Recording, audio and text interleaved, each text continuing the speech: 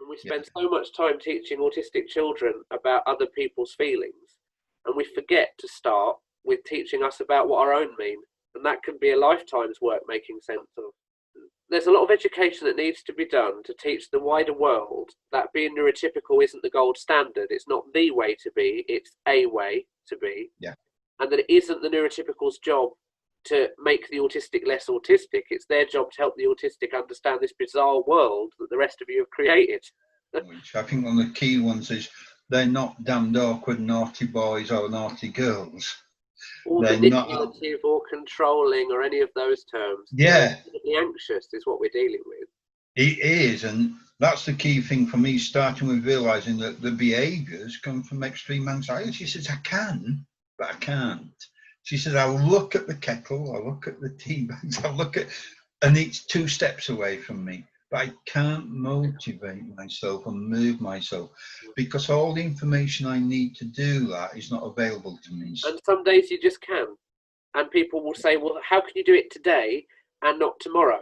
Well, because tomorrow isn't today, and because none of these things, anxiety or executive functioning, are consistent. It's spiky, isn't it? It's up and down. If you have a good time, document it. So that next time you say, shall we go swimming?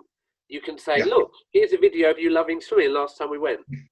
Because the anxiety of going anywhere might overwhelm the ability to call up a positive memory of it being nice last time. And so with a paediatric, never put that challenge. You can't do that. Of course I can. You can't throw things. Of course I can. So one of the things in paediatrics is thinking about your language, changing your language, taking the conflict out of and the demand out of your language. If we go in aiming to change behaviour, we'll get nowhere. We have to go in looking at what the need is. But the one thing the adult can change, as you've said, is their own behaviour. What could I do differently to reduce the anxiety in this situation?